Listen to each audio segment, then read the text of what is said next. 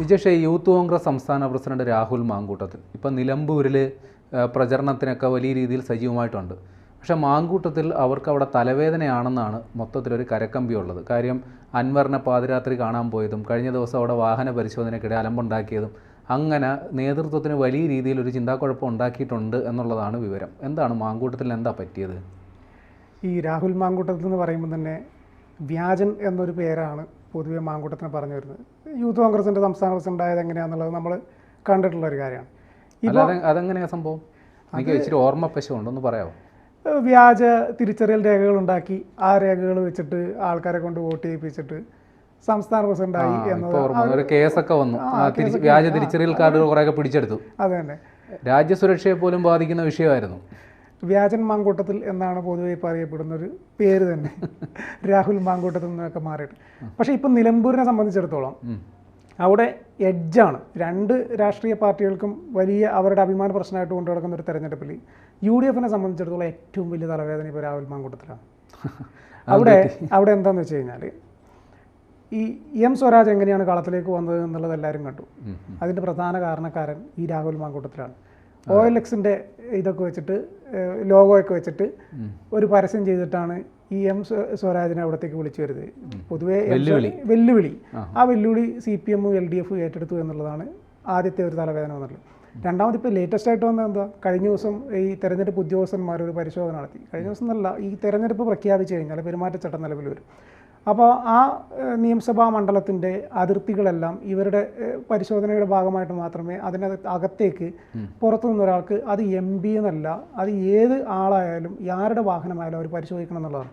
കൃത്യമായിട്ട് തെരഞ്ഞെടുപ്പ് ഉദ്യോഗസ്ഥന്മാർ അത് പരിശോധിച്ച് അത് വീഡിയോ ചിത്രീകരിച്ചിട്ട് തെരഞ്ഞെടുപ്പ് കമ്മീഷനിൽ അയച്ച് ഏകദേശം 1 വർഷത്തോളം ഈ പരിശോധനകളുടെ എല്ലാം ഡാറ്റാസ് അവിടെ സേവ് ചെയ്ത് വെക്കണം. അവർക്ക് ഒരു വാഹനം പോലും അവിടെ പരിശോധന നടത്താതെ കടത്തിവിടാൻ പറ്റില്ല. ഇവിടെ MP എന്ന ബോർഡ് വെച്ചിട്ടുള്ള ഒരു വാഹനത്തിൽ ഷാഫി പറമ്പിലും ഈ രാഹുൽ മാങ്കൂട്ടത്തിലും അതുപോലെ തന്നെ PK ഫിറോസും ഇവർ 3 പേരും കൂടിയാണ് വരുന്നത്. അവർ വാഹനം നിർത്തി, രാത്രിയാണ് പരിശോധന ഉദ്യോഗസ്ഥന്മാർ അതിനകത്തുള്ള പെട്ടി പരിശോധിക്കണം എന്നൊക്കെ പറഞ്ഞ പെട്ടി. ഇവർക്ക് പെട്ടി പരിശോധന എന്ന് കേട്ടപ്പോൾ ഇവരെ പാലക്കാട് നീലപ്പെട്ടി അതിപ്പോൾ മൊത്തം അവർ ഈ കതറിട്ട് മടക്കി അങ്ങോട്ട് യാത്ര പോകുമ്പോൾ നീലപ്പെട്ടി ഉണ്ടെങ്കിൽ ഒരു സ്റ്റാറ്റസ് മസ്റ്റാ. അത് ഇപ്പോൾ രാഹുൽ മാങ്കൂട്ടത്തിൽ നീലപ്പെട്ടിയും അതൊരു സിമ്പിളായി മാറിയിട്ടുണ്ട്. അപ്പൊ ഇവര് അവിടെ ആ നീലപ്പെട്ടി സംഭവം ചീറ്റിപ്പോയതേ ആ സ്ക്രിപ്റ്റ് നേരത്തെ ലീക്ക് ഔട്ട് ആയിട്ടുണ്ട്. അല്ലെങ്കിൽ സംഭവം നേരത്തെ അവർ പ്ലാൻ ചെയ്ത പ്രകാരം കൃത്യമായി തൂക്കിപ്പോയേനെ. എവിടെയോ ആ സാധനം എവിടേക്കോ ലീക്ക് ഔട്ടായി അവർ കൃത്യമായത് ഓപ്പറേഷൻ അത് ഹാൻഡിൽ ചെയ്തു. അല്ലായിരുന്നെങ്കിൽ എന്തെങ്കിലും അവർ പരീക്ഷിച്ചാൽ പാതിരാത്രി പോയി അവിടെ പോയി ആ ഫ്ലാറ്റിൽ പോയി പരിശോധിക്കേണ്ട വല്ല കാര്യമുണ്ടോ? അപ്പോൾ ഈ നീലപ്പെട്ടി നാടകം അതേപോലെ ഇവിടെയും ഒന്ന് കൊണ്ടുവരാമെന്നുള്ള രീതിയിലാണ് മാങ്കൂട്ടത്തിലൊരു ശ്രമം നടത്തിയത്. പക്ഷെ ആ ശ്രമത്തിൽ മാങ്കൂട്ടത്തിൻ്റെ വായിൽ നിന്ന് വാക്കുകൾ വലിയ പിഴവായി. അത് കോൺഗ്രസിനും UDFനും വലിയ തലവേദനയുമായി. സർവീസ് പാരിതോഷികം ഞാൻ നിനക്ക് തരാം. ഇന്നലെ MLA ആയ ആളാണ് ഈ രാഹുൽ മാങ്കൂട്ടത്തിൽ. ഇനി ഇയാൾ ഇനി നാളെ വല്ല മന്ത്രിയോ മറ്റു കാര്യങ്ങളോ ഒക്കെ ആയിക്കഴിഞ്ഞാൽ ഇയാളുടെ കീഴിൽ ജോലി ചെയ്യുന്ന ഉദ്യോഗസ്ഥന്മാരുടെ അവസ്ഥ എന്തായിരിക്കും? അല്ല, ഇത് മാങ്കൂട്ടത്തിൽ പൊതുവെ VD സതീശൻ്റെ ഒരു മനസാക്ഷി സൂക്ഷിപ്പുകാരനെന്നാണ്. പക്ഷേ ഈ സമയത്ത് VD സതീശൻ പോലും ചവിട്ടി അല്ല, K സുധാകരനെ ആവേശിച്ചെന്ന് തോന്നുന്നു. K സുധാകരനാണ് മൊത്തത്തിൽ ഈ ഒരു ലൈനൊക്കെ സ്വീകരിക്കാറ്.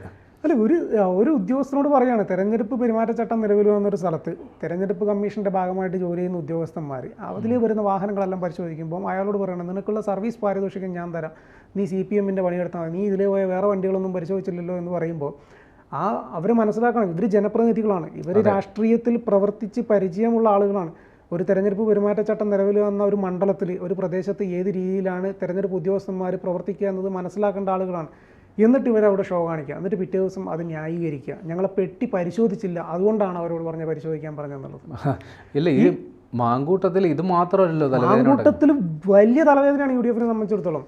അൻവറിന്റെ UDF പ്രവേശനം വന്നു, ഈ VD സതീശൻ വാതിലടച്ചു. അൻവറിന് ഞങ്ങൾക്ക് വേണ്ട. ശരി, കാരണം VD സതീശന് വേറൊരു പ്രശ്നമുണ്ട്. അന്നത്തെ മറ്റേ മഞ്ഞക്കുറ്റി വരയ്ക്കുന്നതുമായി ബന്ധപ്പെട്ട് 150 കോടിയുടെ ആരോപണം വന്ന് അൻവർ ശരിക്കും എടുത്തു കൊടുത്തതാണ് VD സതീശന്. പക്ഷേ ആരോപണത്തിൽ കഴമ്പില്ലായിരുന്നു. അൻവർ തന്നെ പിന്നീട് പറഞ്ഞു അത് ഇങ്ങനെയൊക്കെയായിരുന്നു അങ്ങനെയൊക്കെയായിരുന്നു പറഞ്ഞു. പക്ഷേ അത് വേറെ.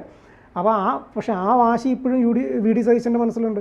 അപ്പോൾ അൻവർ എന്ന് പറയുന്ന ഒരാൾ UDFലേക്ക് വേണ്ട എന്ന് VD സതീശൻ അവസാനം പറഞ്ഞ് വാതിലടച്ചതിൻ്റെ അന്ന് രാത്രി അല്ല രസം എന്താ വെച്ചാൽ അൻവറിനെ ട്രോളിക്കൊണ്ട് നേരത്തെ തന്നെ ഫേസ്ബുക്കിലൊക്കെ പോസ്റ്റ് ഇട്ട ആളാണ് അതെ രാഹുൽ. എന്നിട്ടാണ് പിന്നെ പാതിരാത്രിക്ക് പോയത്. എന്നൊരു പാതിരാത്രിക്ക് താഴെ മുണ്ടോട്ട് കാണാൻ പോയി എന്ന് പറഞ്ഞ പോലെ ഭയങ്കര ട്രോളായിരുന്നു അതിന് ശേഷം ഉണ്ടായിരുന്നു. എന്നിട്ട് പോയി കണ്ടിട്ട് ഞാൻ അനുനയിപ്പിക്കാൻ വേണ്ടി പറഞ്ഞതാണ്, പിണറായിക്കെതിരെയുള്ള സമരം അവസാനിപ്പിക്കരുത് എന്ന് പറയാൻ വേണ്ടി ഏത് പാതിരാത്രിയിൽ അൻവറിൻ്റെ അടുത്ത്. അൻവറും ഇയാളും തമ്മിൽ എന്താണ് ബന്ധം? ഇത്ര വലിയ സൗഹൃദമുണ്ടോ രാഹുൽ മാങ്കൂട്ടത്തിലുമായിട്ട്?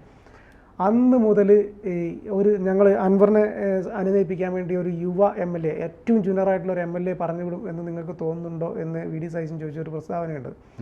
അപ്പോൾ അത്ര പോലും അതെ അതായത് രാഷ്ട്രീയമായിട്ട് UDF എന്ന് പറയുന്ന മുന്നണിയിൽ അല്ലെങ്കിൽ കോൺഗ്രസ് എന്ന പാർട്ടിയിൽ രാഹുൽ മാങ്കൂട്ടത്തിൽ ഒറ്റപ്പെടുന്നുണ്ടോ എന്നൊരു സംശയമുണ്ട്. കാര്യം രാഹുൽ മാങ്കൂട്ടത്തിൽ ഒരു തലവേദനയാണ് അവർക്ക്. അതെ അതെ, ഇയാൾ എവിടെ പോയി കഴിഞ്ഞാൽ എന്തെങ്കിലും ഒപ്പിച്ചു വെക്കുന്നുള്ളൊരു അവസ്ഥയാണ്. Show of. എവിടെ പരിപാടി അവതരിപ്പിച്ചാലും ഇടാനുള്ള അവസ്ഥ എന്ന് പറഞ്ഞാൽ എനിക്ക് തോന്നുന്നേ ഈ യൂത്ത് കോൺഗ്രസ് സംസ്ഥാന പദവി ഈ ചാനൽ ചർച്ചകളിലെ മിടുക്കിൻ്റെ മാനദണ്ഡം വെച്ച് മാത്രം കൊടുത്ത ഒരാളാണെന്ന് തോന്നുന്നു ഈ രാഹുൽ മാങ്കൂട്ടത്തിൽ.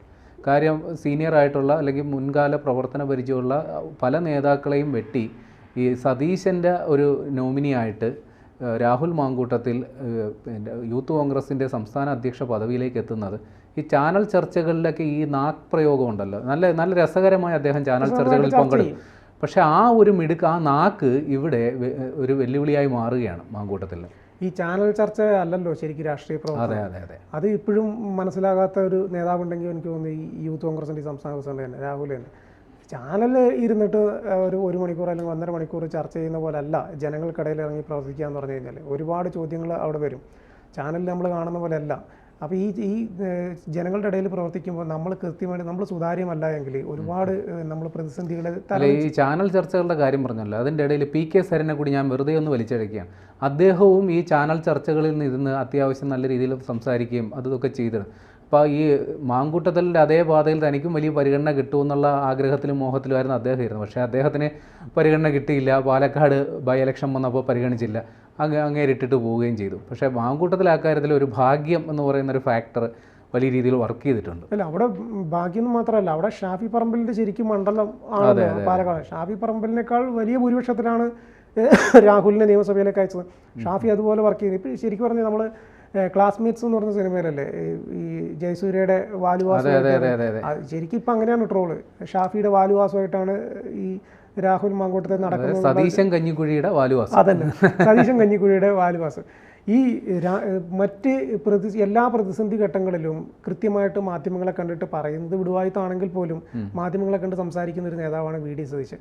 കഴിഞ്ഞ ദിവസത്തെ VD സതീശൻ്റെ വീഡിയോ കണ്ടിരുന്നു. ഈ പെട്ടി വിവാദം വന്നതിന് ശേഷം VD സതീശൻ പെട്ടി എന്ന് പറയുമ്പോൾ VD സതീശൻ ഇങ്ങനെ കാണിച്ചിട്ട് ഓടി, ഒന്നും മിണ്ടാൻ പോലും തയ്യാറല്ല. അദ്ദേഹം VD സതീശൻ എന്ന് പറഞ്ഞു കഴിഞ്ഞാൽ കോൺഗ്രസിൻ്റെ ഏറ്റവും സമുന്നതനായ ഒരു നേതാവാണ്. അദ്ദേഹം പ്രതിപക്ഷ നേതാവാണ്. മാധ്യമങ്ങളുടെ മുന്നിൽ നിന്ന് ഇങ്ങനെ ഒളിച്ചോടി പോകേണ്ട ഒരാളല്ല. പക്ഷേ അതായത് അതിൽ നിന്ന് വ്യക്തമാണ് ഈ പറയുന്ന ഷാഫി പറമ്പലിൻ്റെയും മാങ്കൂട്ടത്തിൻ്റെ ആ ഒരു വീഡിയോ വലിയ രീതിയിൽ UDFൻ്റെ പ്രതീക്ഷകളെ ബാധിച്ചിട്ടുണ്ട്. കാര്യം UDFകാരെ അല്ലെങ്കിൽ കോൺഗ്രസ്സുകാരെ കുറിച്ച് നമ്മൾ ഇപ്പോൾ CPMകാരോ CITUകാരോ ഇങ്ങനെ വെല്ലുവിളി നടത്തുന്ന ഒരുപാട് വീഡിയോകൾ നമ്മുടെ മുമ്പിലുണ്ട്. ഈ പോലീസ് സ്റ്റേഷനിലേക്ക് കയറുന്ന ജയരാജന്മാർ ഭീഷണി മുഴക്കുന്നതൊക്കെ നമ്മൾ ഇതിനു മുമ്പ് കേട്ടിട്ടുണ്ട്. കാര്യം അവരുടെ ഒരു രാഷ്ട്രീയ പാരമ്പര്യം അങ്ങനെയാണ്, വെല്ലുവിളിച്ച് തന്നെയാണ് അവർ വന്നിട്ടുള്ളത്. പക്ഷേ കോൺഗ്രസ് സംബന്ധിച്ച് നമ്മളൊരു സൗമ്യതയുടെ പ്രതിരൂപം ആ രീതിയിലാണ് പൊതുവെ വിലയിരുത്തുന്നത്. പക്ഷേ അതിൽ നിന്ന് വ്യത്യസ്തമായി ഒരു എന്താ പറയുക, ഒരു ഗുണ്ടായിസ ലൈൻ സ്വീകരിക്കുക എന്ന് പറഞ്ഞാൽ ആ വേർഡ് നമ്മൾ കറക്റ്റ് ശ്രദ്ധിക്കേണ്ട ഒരു കാര്യം. നിനക്കുള്ള സർവീസ് പാരിതോഷികം ഞാൻ തരാം എന്നാണ് പറയുന്നത്. പ്രതികാര നടപടി. അതായത് ഇനി ഇവർ ഭരണത്തിൽ കയറി കഴിഞ്ഞാൽ അതെ സർവീസിൽ പ്രതികാര നടപടി നിനക്കെതിരെ ഉണ്ടാകും എന്നൊരു ഭീഷണിയാണ്. ഭീഷണിയുടെ സ്വരത്തിലൊക്കെ സംസാരിക്കാൻ മാത്രമായോ രാഹുൽ മാങ്കൂട്ടത്തിൽ?